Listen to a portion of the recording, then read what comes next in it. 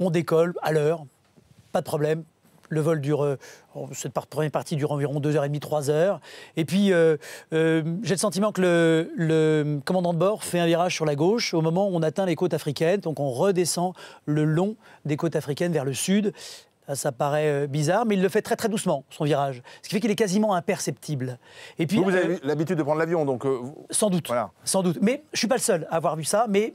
Très peu de gens, visiblement, ont perçu ce changement de direction, sauf ceux qui sont vissés sur l'écran de contrôle qu'on a sur le dos du siège. Où on suit le parcours de l'avion. Exactement.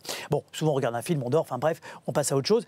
Et l'avion, j'ai le sentiment aussi qu'il descend très doucement là aussi.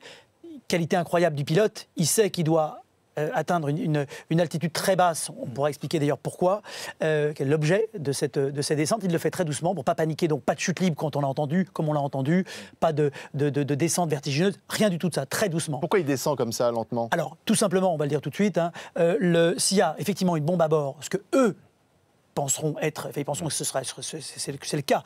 Tout l'équipage pense à ce moment-là qu'il y a une bombe à bord. Parce qu'ils ont trouvé un objet dans les toilettes. Un objet dans les toilettes. Mais ça, les passagers ne le savent pas. Bien entendu. Il n'y a que l'équipage à ce moment-là. La qualité de l'équipage d'Air France à qui il faut véritablement rendre un hommage très appuyé ce soir, c'est qu'il gère cette difficulté-là. L'équipage sait qu'il y a une bombe, ils ne veulent pas nous le dire, mais ils mettent en place. Donc, quand on est à une basse altitude, la pression est bien moindre qu'à 10 km de Donc, hauteur. le pilote, il se dit, j'ai une bombe à bord. La procédure, c'est on descend pour que la pression soit bien moindre, parce que on sait que les avions qui explosent à 10 km d'altitude, ils sont éparpillés sur 25 km.